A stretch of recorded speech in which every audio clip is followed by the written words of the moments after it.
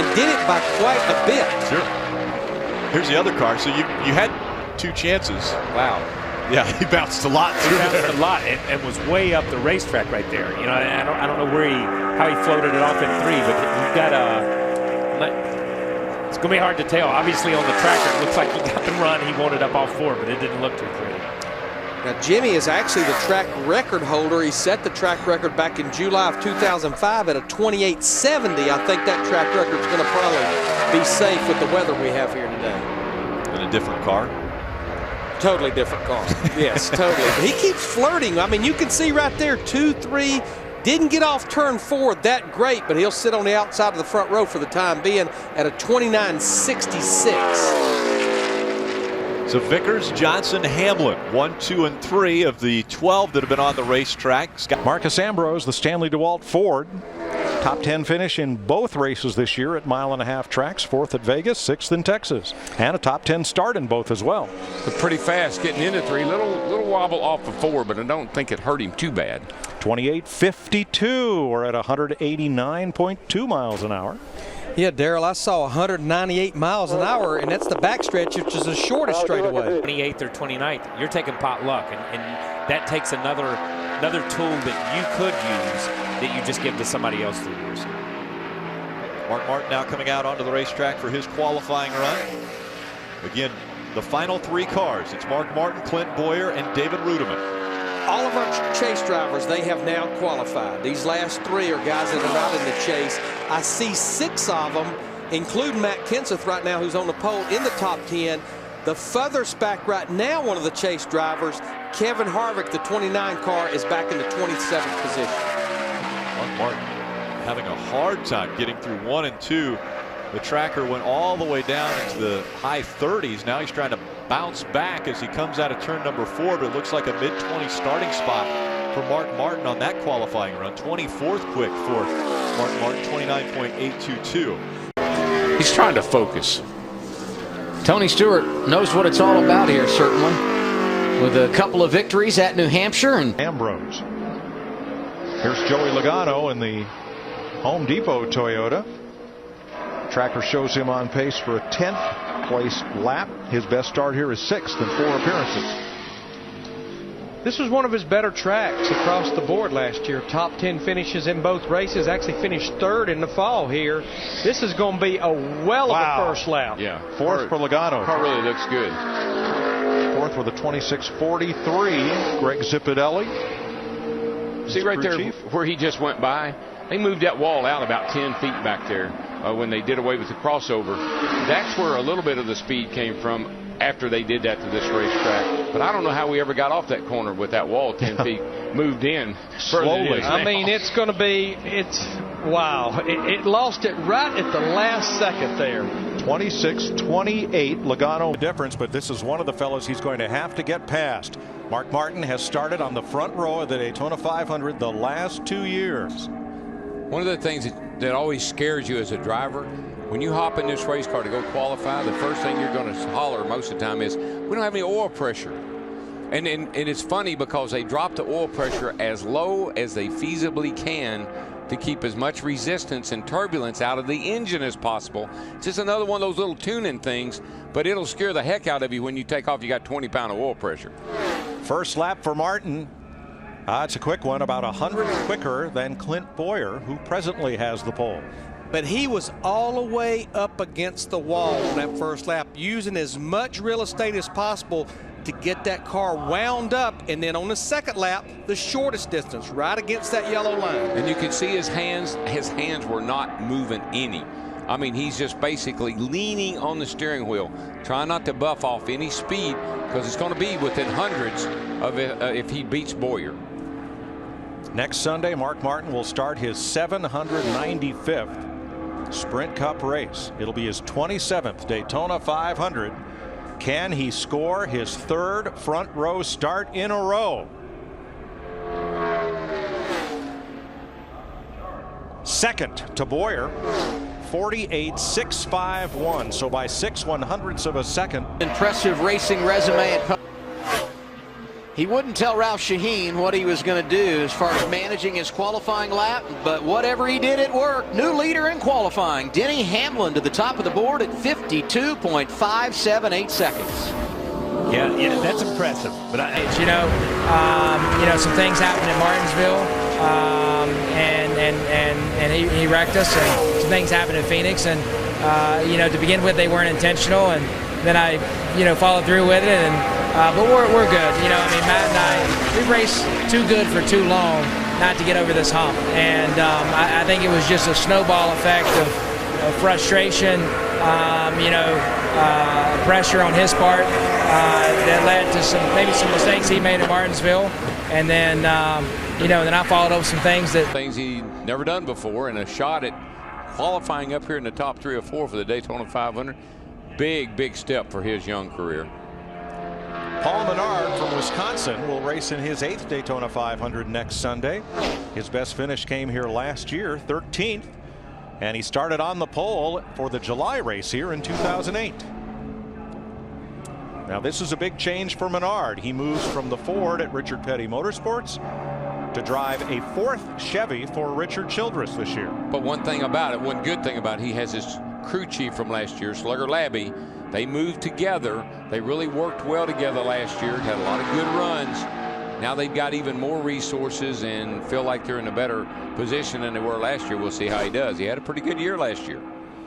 It's pretty well documented when you look at most of these Sprint Cup Series drivers. They got their start in racing either in quarter midgets or go-karts, but Paul, being from Wisconsin, began ice racing at the age of 15 and won 10 International Ice Racing Association events, and still goes up there and does it in Wisconsin when his schedule allows. Yeah, he's got a busy winter schedule. Ice racing, skiing all across America. An avid skier. Came out of Wisconsin late models. Well, I tell you what, based on that first lap right there at a 49.19, and you look at our tracker right there, he's flirting with it. Well, that is the fastest first lap by 3/100ths, quicker than Ryan Newman's. And you see the tracker all the way to the left by 3/100ths of a second, 4/100ths. That margin is gaining for Paul Menard. 5. Comes back down a little bit, but here comes Menard, trying to bring that bright yellow car to the finish line and knock Clint Bowyer off the pole. He did it. Yes, sir. 185.4 miles an hour, a lap of 45.538. Better run. We started off in race trim and we're really far off, and we made some qualifying runs and got better every time. So just thank the guys for doing that. We just kept picking up on it. So it's always good. It's encouraging. So we'll see where it ends up, and we'll shoot for tomorrow practice, see what we got. Okay, Bobby Labonte. Alan? Doc, thanks. And look at that graph take off from just about the point you get back in the gas there in 1 and 2, right? Yeah, that's exactly right. You can see how he approached it. He's going to go to the top of the list here. Good racetrack for Joey Logano, so he'll be looking for a good run this weekend. Had that front end bobbing and weaving for a second off of turn 4, but is the new leader in qualifying. Logano down into the 28.20s. Times the Daytona 500 has been won from the pole, and 16 times from the front row.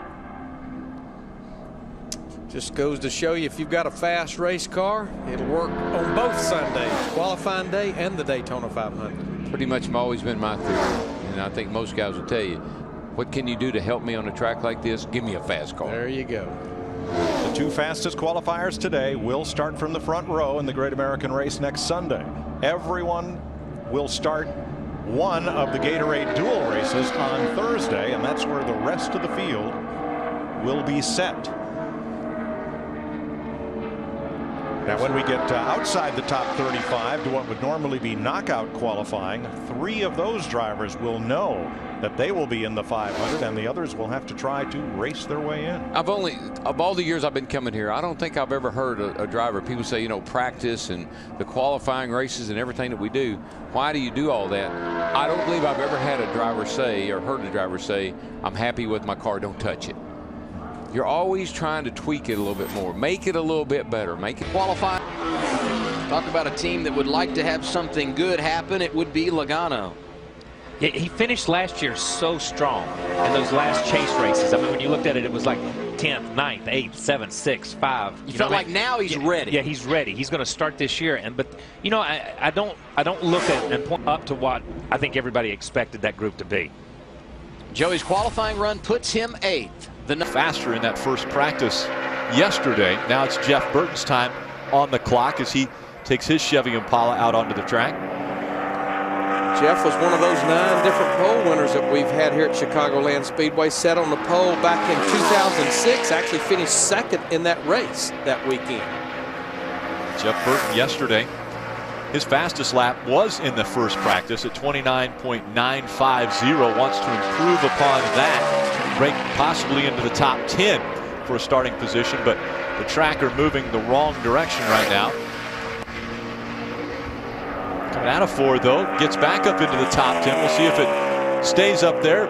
9th quick for Jeff Burton. Good run, and he had a good 3 and 4 because you see how far he was off. First qualifying run, Alan. And best news of all, Dave, that leukemia is gone from Jordan Jemsek, and really nice to see. Yeah, what a great smile, too. There's nothing better than that. Well, look at this lap for Bobby Labonte. Nice looking lap. Green, green, green. That'll make her smile. This is going to be Bobby's 38th start here at Charlotte. Wow. He just knocked 0.3 of a second off the pole time for the moment. 28.38 for Labonte, knocking it down from a 28.63 that David Gilliland ran just a second ago.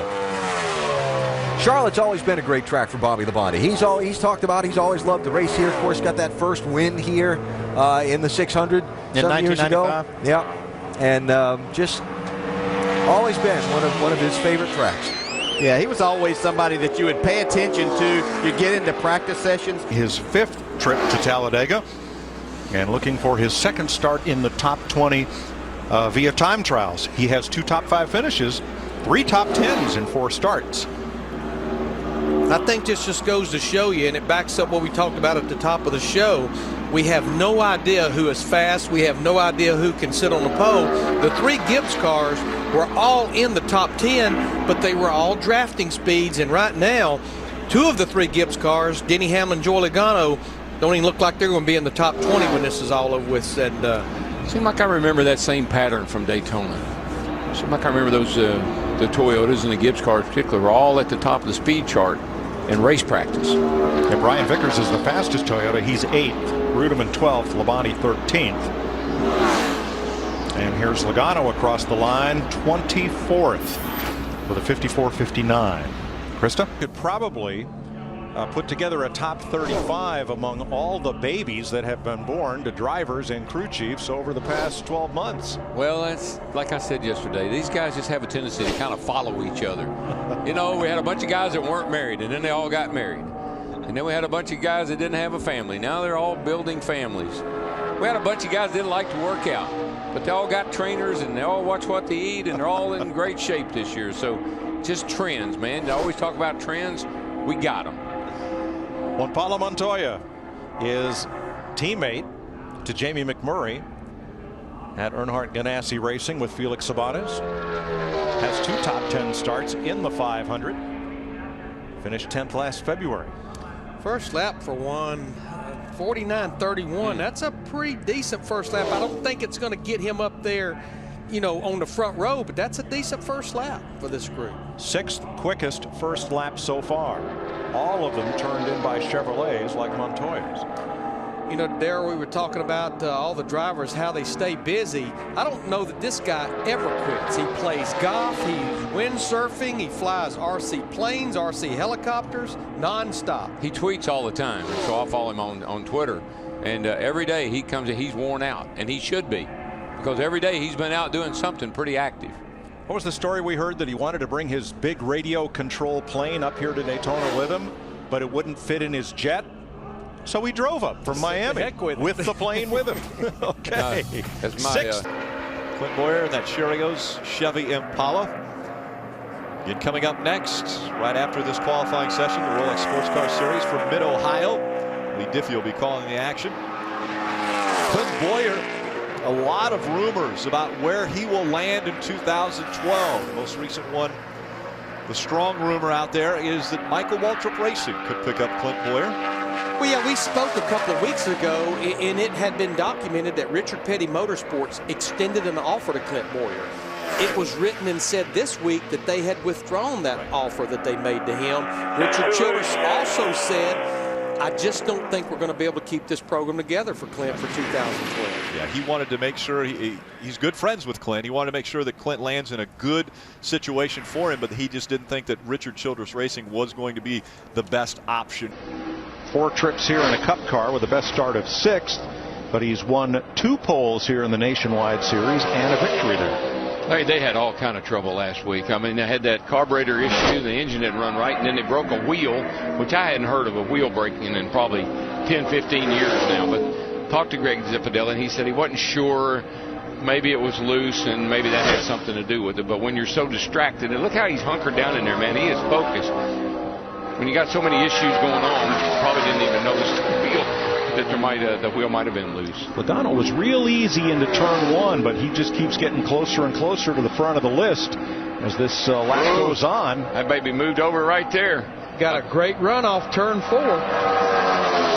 Pretty nice. Boom. First place, 39-10 for Joey Logano. Not too bad. Lots of fans drive like that. He has lots of those already. Joey Logano, the Home Depot Toyota, his best of 4 trips to Richmond was here last fall, where he started 6th and finished 4th.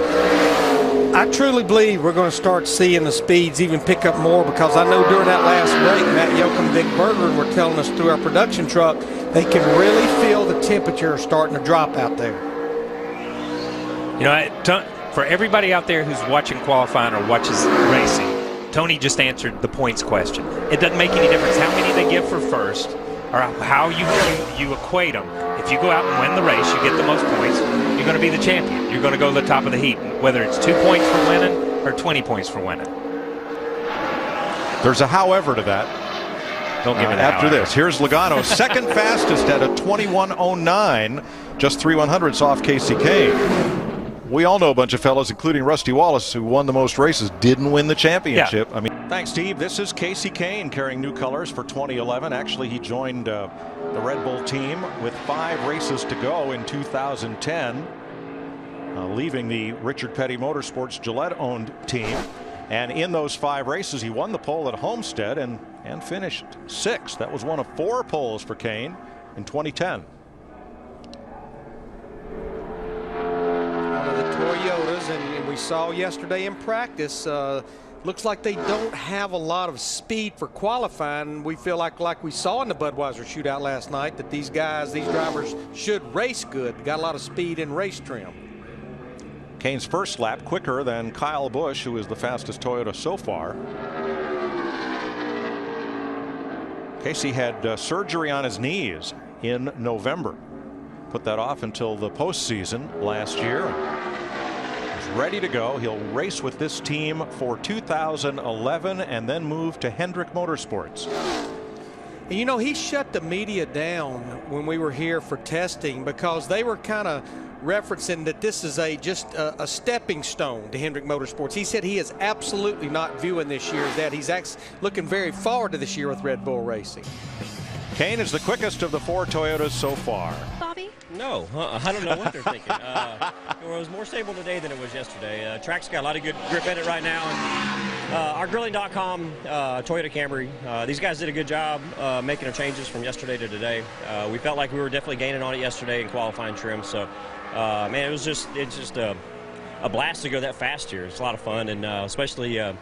I don't know if the speeds have been faster. I think they have before, but the tires are a lot softer. So really cool. So hopefully it'll be a good run for us. A lot of good cars left to go, and but hopefully we can keep this Toyota Camry up front. All right, thank you. Thanks for your patience. And Johnny, that's one thing that goes out the window is the comfort factor here. Absolutely. As Kurt takes the green flag, a driver who's going to start at the back of the field, we know that before he's even qualified, is with Jamie. That's right, Denny Hamlin yesterday in practice. We saw a big white puff of smoke. He did blow a motor.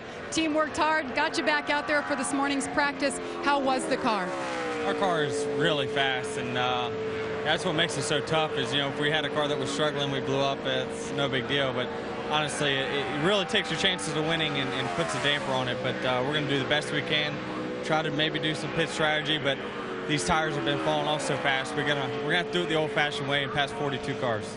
That's going to be tough, as statistics show. But the car's fast. You talked about that. What kind of strategy can you guys do? I'm sure you've talked in detail about tomorrow's plan. Well, it's just going to have to play it by ear, see what the race pace is tomorrow. Whether 2 tires or no tires is an option, we don't know yet. But our FedEx team's been working their tails off, getting us better race cars, and we've got them this weekend. And update, and it doesn't. As of Thursday, the dog didn't seem to think it was going to be anytime soon. So, if she hasn't had it by next Tuesday after Loudon, then they'll induce her, which is good. So we can kind of schedule it around the racing schedule a bit. But yeah, it's going good. Going good that he's in the show as well, guys. And I'm pretty sure he meant to say Doc. A lot of us thought he said dog, and we were wondering how a dog could figure out when a baby was going to come. But the Doc says it's not coming too soon. David Dental for coming on board and make this whole thing possible. And we're going to get back in the garage here, really working on this car and get it ready for racing. Okay, we wish you well next Sunday. Mike? Thanks, Dick. Brian Vickers is one of the great stories of this sport. He's a past champion of what's now the Nationwide Series. Ran the first 10 races of last year through Darlington and then had to sit out for a medical issue. The doctors repaired a hole in his heart, got him all tuned up and cleared to race, and he is back. And I think having most of a year off has only made this young man more determined to win. Stoked to fire. Yes. While he was away. First lap was 49.75, which is back there with what a lot of the Toyota teams run on their first lap. Picks it up to a 49.03, puts him 10th. Chris Myers. That includes David Starr, who's now on the racetrack in the number 95, trying to get his Ford into the show. But again, 4 will go home. 4 of the go homers go home. We have 47 opting for the 43 spots that are available. Yeah, David has attempted 5 Sprint Cup Series races this year. The only race he did not qualify for was Kentucky back in July. David, a Texas native, likes 1.5 mile racetracks, but might not feel too comfortable about that qualifying effort. 30.214. He's the slowest of the go homers. 3 Joe Gibbs racing cars have been on track in qualifying. Kyle Busch right now 11th. Denny Hamlin went out. 3rd is where he sits on the board right now. And the final driver from the JGR camp, Joey Logano, who was not without some problems yesterday. Yeah, his problems continued even after the oil pan saga. Shortly after that second practice started, they lost an engine in this 20 car, so he's going to have to go to the rear of the field. And including the Cup special events, Joe Gibbs drivers, they've had to have 6 engine changes before the race in 2011, and that includes the one the 20 car did here yesterday. And unfortunately, they've had 3 blown engines in races this year. Rudman was one of last year's most successful restrictor plate races. In the 4 events at Daytona and its sister track Talladega, Rudman had the 3rd best average finish behind 2 of Richard Childress's drivers. Which tells me David Rudman did probably the best job of a lot of drivers staying out of trouble at those 4 races. First lap for Rudman, 49.50. That's about 15th quickest first lap. You know, he's a car owner. Yeah, he's the car owner for his dad, Buzzy. Hall of Fame dirt track driver. Been having a rough go of it. Talking to David, said they'd blown an engine, flipped a car. But Buzzy keeps crawling out and say, well, you got a good backup. And you saw David is from Zephyr Hills, Florida, down in the southern part of the state, and he was a dirt track racer. And David said earlier in the week, said, it wasn't that many years ago, I was sitting in the stands here as a fan, and all I thought about was just trying to get in the garage area to see some drivers. Never dreamed about racing in the Daytona 500. Rudman had 9 top 10s last year and clocks in 17th, 48.90. He is the fastest Toyota with a lap of 184.0 miles per hour. The guy's he's been qualifying really well, and Matt's been doing a great job. Our setup was close to his. My lap was pretty good. I was pretty happy with my lap, so it'll be a good starting spot for our Aflac Fusion. You know, right now for all of us chase guys, every time you're on the track, every lap, you're thinking about, you know, ways to put yourself in a better position for the championship. And this is a good step. We stepped it up a little bit from yesterday, and it was okay. Hey, let's get Bob Osborne. Bob, come here. Kyle Petty wants to see that handshake again. That little explosion handshake. There you go. Now, if going down below that apron line onto that flat is the fast way on the time lap or to finish the time lap, why don't you do that on the warm-up lap like that when you get the green flag? You have to come back up the hill to start with, then. So you wouldn't want to do that. That literally is turning the wheel too many times. Okay, and there's no, I don't know. Maybe one of these drivers can tell us that there's some. They have measured it, and it is faster to go down there, but I know we just used to do it. But see, there you would have to drive back up and across. So you're kind of wasting time, but here you're just getting that last little bit of burst of. Here comes last year's pole sitter, though, Joey Logano in the Home Depot Toyota. Joey's always qualified well here. 3 top 10 starts, just not a lot of luck in the race itself. Was right around the paint in 3 and 4, but only 6th quickest, 15.171. You know, right there where he just came off turn 2, that when they redid this racetrack, they really improved the exit to turn 2. They actually moved the wall back a little bit over there. Makes that turn a little easier. Second lap for Logano, not as quick. That lap he ran at 15.171. That's practice coverage on speed yesterday. This is not a car that's set up to qualify. This is a car that's set up to win. Yeah, and you can come down here, and Larry knows this. You come down here with a car that's really slick. It's the least amount of downforce and least amount of drag, and it's going to qualify pretty darn good. When you get in the race like we saw last night and you get cars all around you, that thing's going to be a handful hard to drive. I believe they compromise with their car when they come. Bring car with little downforce, qualify decent, but race great. Harvick has the 5th fastest first lap so far. It looks like he's on track that's about what his second lap is going to be, somewhere right around 5th or 6th.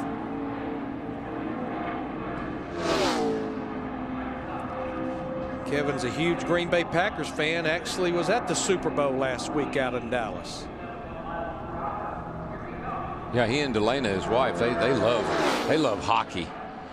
They go to hockey games, they watch that. Delana's always tweeting about the hockey team. Well, 5th is where he lands at a 48.71. That's 184.7 miles per hour. Oh. Well done. Well done. She's going to join my brother at the Mirage tomorrow night. She'll be appearing here all week. Joey Logano, the Home Depot Toyota. Top 10, 6th place start and finish here last year for Joey. Pretty good looking lap, halfway down the back straightaway into 3. Now he looks like he got in there pretty nicely. Got it to the bottom. Yep. Picked up a spot. Here he comes. Looks like he's got a nice grip on the wheel. Not really chopping on it much. Let's see what he does. Great lap. Great lap. Wow. Second fastest Toyota is Logano at a 28.82. Right now, it's an all Toyota front row. The biggest Fenway needed to propel them toward 2011. Now the fastest Roush Fenway car is actually Greg Biffle in the 16 car right now. He's 9th. A couple years ago, Carl had a bit part, a walk-on in the Fox Show 24, and had such a good time with the crew, and they wrote in some speaking lines for him. Well, now he's going to play Confederate General John B. Gordon in the HBO miniseries To Appomattox, about the final days of the Civil War. Wow. Oh, we got senators, we've got actors, we got it all covered. We got it all. There's some drivers in there somewhere. A few of them. When they have time. Yeah, right? Work that into your schedule. Does this mean we have to call him the General? Or can we stick with Cousin Carl? I like Cousin Carl. He's been Cousin Carl ever since I met him. Just it's stuck with him. Well, Kenny Schrader, that's how he introduced Carl to all of us back when Carl first showed up. He said, this Cousin Carl from up in Missouri. You know, Carl, what he loves to do during the off season is go and see in different cultures and different things. He does it in a unique way. In fact, this past off season, he spent 2 weeks touring Vietnam on a bicycle. I just thought about something I said about that 11 car. Yeah. I make that decision on a replay. On the replay, yes. Yes. I don't know what I'd have done if I'd have been coming down at 2:05. Or here about 18 hours later. Carl was Fox's guest at the Pro Bowl in Hawaii a few weeks ago. 15th will be his qualifying effort, 48.78, and then After qualifying, the guys did a good job. And there was a couple areas I know that we could have improved upon, but considering where we were, I liked it. And when Larry Mack makes all those changes as a crew chief, he knows all of them are going to work out, Brian, so don't ever worry about that. Right, Larry Mack? That's the thing I'm going to convince him. Right. I love it when a crew chief says, trust me. It'll stick. That's like what you Kentuckians don't say, right? Watch this, isn't that right? You don't ever say that, right? Hey, watch this. Here comes Joey. At speed.com in the NASCAR section. Joey Logano making his 6th trip to Texas in a Sprint Cup car, finished 4th here last fall. He has one top 10 start here in the Home Depot Toyota. For whatever reason, it just looks like when you get down in that bottom where you normally like to run, it just bogs the car down. It seems like the cars really lose a lot of speed. Going to be a pretty decent lap for Joey. Joey told me last night, up until he finished 4th here in the fall, that his first 2 seasons of racing, this was one of his worst racetracks that he just couldn't get his arms around. That's his best Daytona finish in 11 starts. And I would say of all the drivers that made changes for 2010, this is probably one of the ones that ended up being disappointed the most. Just always seemed like Martin was at the wrong place at the wrong time, and had the crew chief over there with him, Pat Tryson, that came from Penske, and so they want to put 2010 behind them and get 2011 up and going. The silver lining in that cloud was Martin's younger brother, Ryan Truex, who also came to Michael Waltrip Racing and won NASCAR's Camping World East Championship for them. We know that Martin certainly loves the outdoors, fishing and hunting, and something that he's really taken on a huge support of is what they call Keep America Fishing, which works to keep our oceans, lakes, rivers, streams open, clean, and full of fish. First lap for Truex, 49.80. That's around the top 25 of best first laps. A lot like David Rudman, his teammates. Father's always around, Buzzy Rudman. I saw Martin Sr. He's usually hanging around with the boys, putting in his 2 cents worth. And like David's dad, Martin's dad had a lot of success, especially up at Loudon, New Hampshire. Yes, sir. And what was the Busch North Series then? Always had beautiful race cars. Real, I think I would call poppy red, real bright orange. Talked early in the show that the Toyota camp just didn't seem to have the speed for qualifying. This is a Toyota. Right now, only one Toyota in the top 20, and that's his teammate, David Rudman, we just spoke about. 28 for Truex. Can beat it, but man, I tell you what, qualifying around here is so much fun. I thought I got everything out in the first lap, so I didn't go for a second one, and we'll see where it ends up. Man, I'm psyched about that lap. That was fun to drive.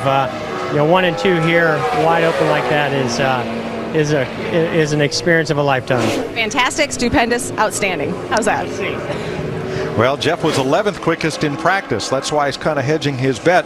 And he is currently the pole sitter with Joey Logano running a 27.60, 10th quickest for the Home Depot Toyota.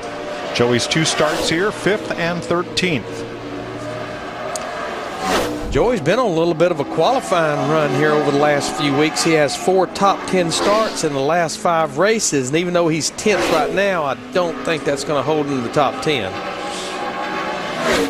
Car was a little nervous looking as he went into turn 1 down there. The back end was wobbling around a little bit with him, so that's all. You got to have a lot of confidence to go really fast here. 2 drivers, Robbie Gordon and Josh Wise, 2 of the drivers that have to race their way into this show here in qualifying, are currently 1st and 2nd.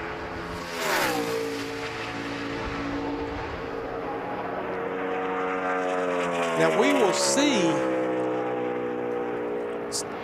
see the 35 car a little bit later on in this qualifying session. Stephen Light was in this 36 car. No concern under that engine. The hood has been pinned back, and there were quite a few NASCAR officials looking under that hood as well. Joey Logano, who has had quite the eventful weekend here at the Glen, and he is doing triple duty: Nationwide, Sprint Cup, Grand Am. There's nothing this young man isn't driving this weekend. Tried to eliminate himself from triple duty yesterday during that one practice session. and will have learned from it. Yes, he definitely will have learned from it. And that will be a lesson that he'll carry in the Grand American race, the Grand Am race, to the Nationwide race, and into the Cup. See, now Joey got in the corner really good, floated out to the black, to the really grippy area of the racetrack, and made looks like pretty good time through the inner loop there. Yeah, he did make some pretty good time. He lost at late exit, entering turn 5.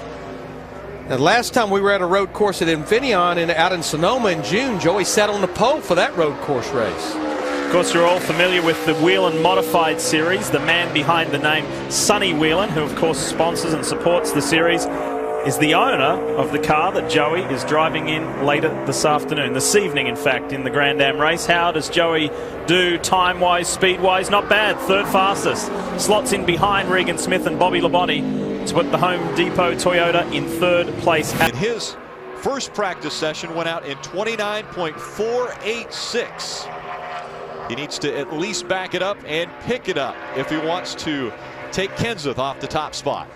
Well, his teammate Martin Trux Jr. went out about 7 or 8 drivers ago, so they were able to maybe at least get a little bit of information from there. We also know that they worked closely with the 47 car, Bobby Labonte. Bobby Labonte right now is 11th.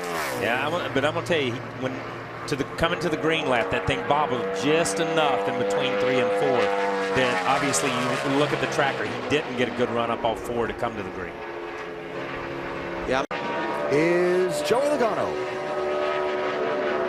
Former New Hampshire winner, New England native. Had an excellent run here in the July race. Wound up finishing in the top 5. On the second lap.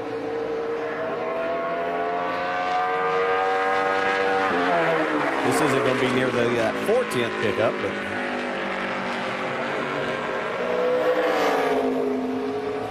I'm gonna use the term discipline. It takes a lot of discipline to not overdrive and to let that thing roll like you need to here. It just stands out so much when there's just one car at a time out there and you're hearing how long they're off the gas and when they get back into it and so on.